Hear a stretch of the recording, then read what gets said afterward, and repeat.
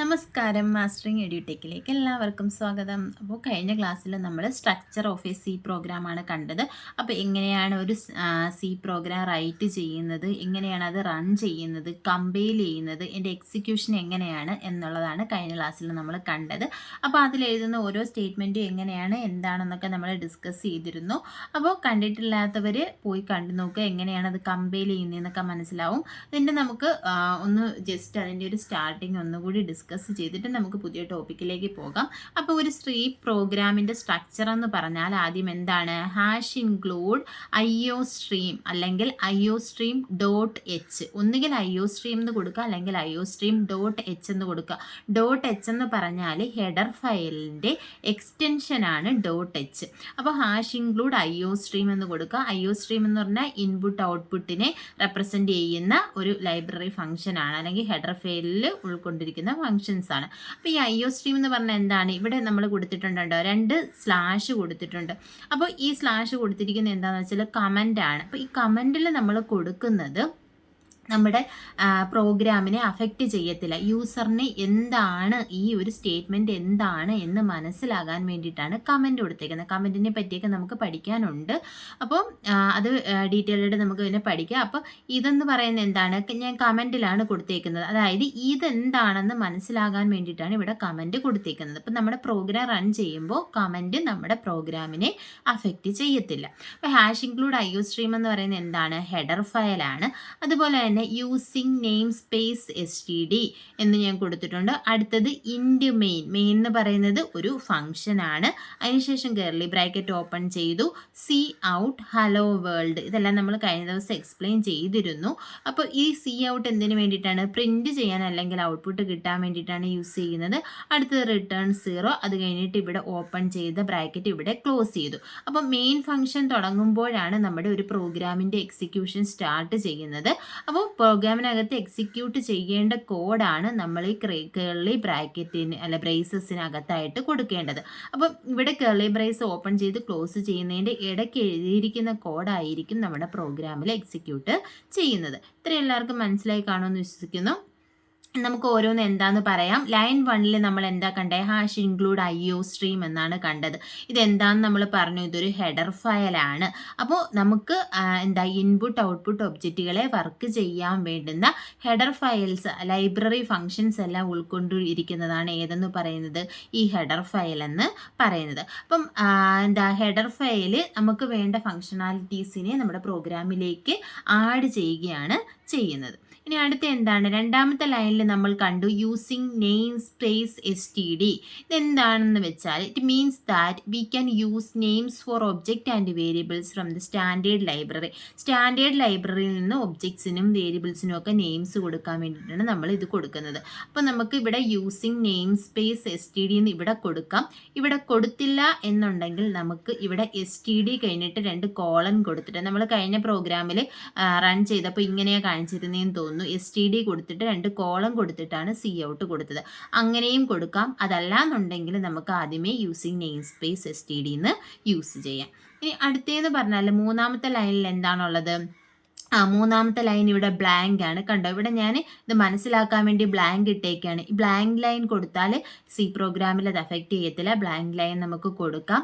പ്രോഗ്രാമിൻ്റെ ഭംഗിക്ക് വേണ്ടിയിട്ട് നമുക്ക് ബ്ലാങ്ക് ലൈൻസ് യൂസ് ചെയ്യാം. അപ്പം നമ്മുടെ കമ്പൈലർ എന്ത് ചെയ്യും? അതിനെ ഇഗ്നോർ ചെയ്യും. വൈറ്റ് സ്പേസ് ഉണ്ടെങ്കിൽ അതിനെ ഇഗ്നോർ ചെയ്യുകയേ ചെയ്യത്തുള്ളൂ. പ്രോബ്ലം ഒന്നുമില്ല. ഇനി അടുത്തതെന്ന് പറഞ്ഞാൽ നാലാമത്തെ ലൈനിൽ നമ്മൾ പറഞ്ഞിരിക്കുന്നത് ഇൻഡ് മെയിൻ എന്നാണ്. അപ്പം മെയിൻ എന്ന് പറയുന്നത് എന്താ? This is called a function. ഇതെന്ന് പറയുന്നത് എന്താണ്? ഒരു ഫംഗ്ഷൻ ആണ്. അപ്പോൾ ഇതിൻ്റെ കണ്ടോ, any code inside the curly bracket will be executed. അപ്പോൾ അതിൻ്റെ മെയിൻ ഫംഗ്ഷൻ്റെ ഇടയിലുള്ള ആ കേർലി ബ്രാക്കറ്റിനിടയിലുള്ള കോഡാണ് നമ്മുടെ പ്രോഗ്രാമിൽ എക്സിക്യൂട്ട് ചെയ്യുന്നത്. ഇനി അടുത്തതെന്ന് പറഞ്ഞാൽ അഞ്ചാമത്തെ ലൈനിൽ C out. C out is an object used together with insertion operator. അപ്പം സി ഔട്ടിൻ്റെ കൂടെ നമ്മൾ യൂസ് ചെയ്യുന്ന ഓപ്പറേറ്റർ ഏതാണെന്ന് ചോദിച്ചാൽ അത് ഇൻസേർഷൻ ഓപ്പറേറ്ററാണ്. കണ്ടോ, ഇങ്ങനെ 2 ആംഗിൾ ബ്രാക്കറ്റ് അല്ലെങ്കിൽ ലെസ് ദാൻ സൈൻ 2 വട്ടം കൊടുത്തു കഴിഞ്ഞാൽ അത് എന്താണ്? ഇൻസേർഷൻ ഓപ്പറേറ്ററാണ്. ആ പേര് മറക്കരുത്. സി ഔട്ടിൻ്റെ കൂടെ യൂസ് ചെയ്യുന്നത് ഇൻസേർഷൻ ഓപ്പറേറ്ററാണ്. അതുപോലെ തന്നെ സി ഇന്നിൻ്റെ കൂടെ നമ്മൾ യൂസ് ചെയ്യും എക്സ്ട്രാക്ഷൻ ഓപ്പറേറ്റർ യൂസ് ചെയ്യും. അത് നമുക്കിനി പറയാം.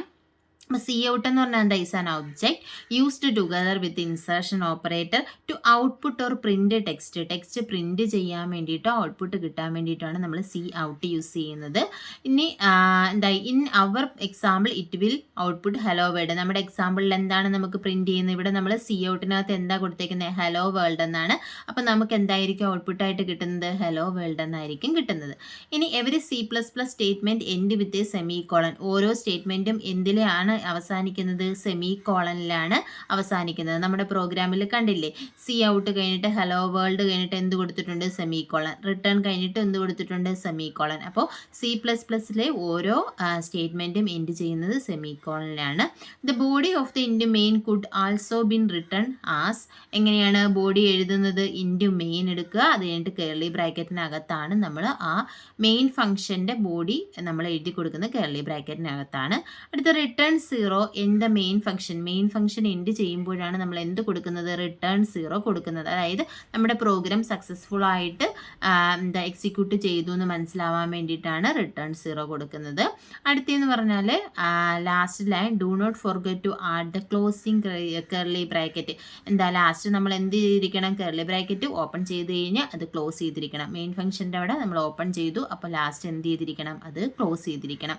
ഇതാണ് structure of a C program. അപ്പോൾ സി പ്രോഗ്രാമിൽ നമ്മൾ മെയിനായിട്ടും അറിഞ്ഞിരിക്കേണ്ട കാര്യങ്ങൾ C out, C in, extraction operator, insertion operator, അങ്ങനെയുള്ള കാര്യങ്ങൾ. അതുപോലെ തന്നെ STD എന്താണ്, IO സ്ട്രീം എന്താണ് എന്നുള്ളതെല്ലാം നമ്മൾ അറിഞ്ഞിരിക്കേണ്ട ഇമ്പോർട്ടൻ്റ് ആയിട്ടുള്ള കാര്യങ്ങളാണ്. അടുത്തത് എന്ന് പറഞ്ഞാൽ omitting name space. You might see some C++ program that run without the standard name space library.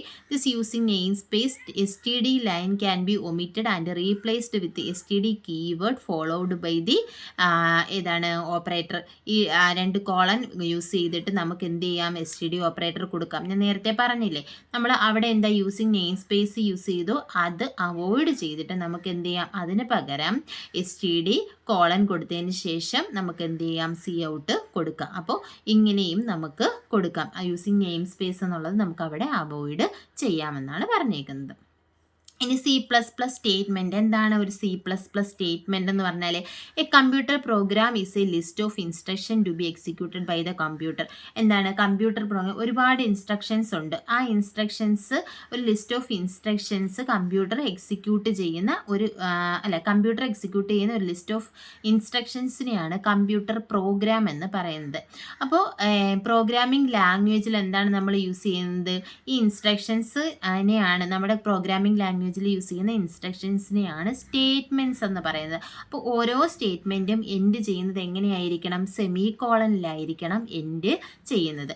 The following statement instruct the compiler to print text hello world. കണ്ടോ, ഇവിടെ ഒരു സ്റ്റേറ്റ്മെൻറ്റ് ഉണ്ട്. എന്താ? C out hello world. ഇതെന്താണ് ചെയ്യുന്നത്? Hello world എന്ന് പറയുന്ന ഒരു വേർഡിനെ പ്രിൻറ്റ് ചെയ്യുകയാണ് ചെയ്യുന്നത്. ഇപ്പോൾ ഇവിടെ ഒരു മിസ്റ്റേക്ക് ഉണ്ട്. എന്താണ് മിസ്റ്റേക്ക് എന്ന് പറഞ്ഞാൽ ഇവിടെ ഒരു സെമി കോളൻ വരണമായിരുന്നു. സ്റ്റേറ്റ്മെൻറ്റിൻ്റെ എൻഡിൽ എന്ത് വേണം? സെമി കോളൻ വരണം. പക്ഷേ ഇവിടെ വന്നിട്ടുണ്ടോ? ഇല്ല. അപ്പം നമുക്ക് എറർ വരും. എന്താണ്? സ്റ്റേറ്റ്മെൻറ്റ് എറർ മിസ്സിങ്, എന്തെങ്കിലും എന്താ സെമി കോളൻ മിസ്സിങ് എന്നോ അങ്ങനെ എന്തെങ്കിലും ഒരു എറർ മെസ്സേജ് നമുക്ക് വരും. ഇപ്പോൾ നിങ്ങൾക്ക് സ്ക്രീനിൽ കാണാം, ഇവിടെ നമ്മുടെ ഒരു സി പ്രോഗ്രാം എഴുതിയിട്ടുണ്ട്. IO stream using name space STD into main C out hello world return 0. അപ്പോൾ ഇവിടെ നമ്മൾ എന്ത് കൊടുത്തിട്ടില്ല? സെമി കോളൻ കൊടുത്തിട്ടില്ല. അപ്പോൾ ഇത് റൺ ചെയ്യുമ്പോൾ എങ്ങനെയാണ് വരുന്നതെന്ന് നമുക്കൊന്ന് നോക്കാം. എറർ കാണിക്കുന്നുണ്ടോ എന്താണെന്ന് നമുക്കൊന്ന് നോക്കാം. അപ്പോൾ നോക്കിയേ, ഇതിനകത്ത് നമ്മൾ റൺ ചെയ്യാൻ പോവുകയാണ്. റൺ ചെയ്തു. റൺ ചെയ്യുമ്പോൾ ഇവിടെ നമുക്ക് എന്ത് കാണാൻ പറ്റും? റിസൾട്ട് കാണാൻ പറ്റും. കണ്ടോ, ഇവിടെ എന്താണ് കാണിച്ചിട്ടുള്ളത്? എററാണ് കാണിച്ചിട്ടത്. Error expected semi colon. കണ്ടോ, അത് കഴിഞ്ഞിട്ട് സി ഔട്ട് ഹലോ വേൾഡ് ഏത് ലൈനിലാന്ന് കാണിച്ചിട്ടുണ്ട്? സെമി കോളൻ റിട്ടേൺ 0 ഇങ്ങനെ കാണിച്ചിട്ടുണ്ട്. അപ്പം നമുക്ക് എറർ ഉണ്ടെന്നുണ്ടെങ്കിൽ നമ്മൾ സ്റ്റേറ്റ്മെൻറ്റിൽ സെമി കോളൻ മിസ് ആയി കഴിഞ്ഞാൽ നമുക്ക് എന്ത് കാണിക്കും? എറർ മെസ്സേജ് കാണിക്കും. അപ്പോൾ നമ്മളിപ്പോൾ പറഞ്ഞ നമ്മുടെ സ്ട്രക്ചർ ഓഫ് എ പ്രോഗ്രാം, അതുപോലെ തന്നെ സ്റ്റേറ്റ്മെൻറ്റ്, ഇതൊക്കെ മനസ്സിലായി കാണുമെന്ന് വിശ്വസിക്കുന്നു. എന്തെങ്കിലും ഡൗട്ട് ഉണ്ടെങ്കിൽ നിങ്ങൾ കമൻറ്റിൽ ചോദിക്കുക. ക്ലാസ്സുകൾ ഇഷ്ടപ്പെടുവാണെങ്കിൽ ലൈക്ക് ചെയ്യുക, ഷെയർ ചെയ്യുക, സബ്സ്ക്രൈബ് ചെയ്യുക.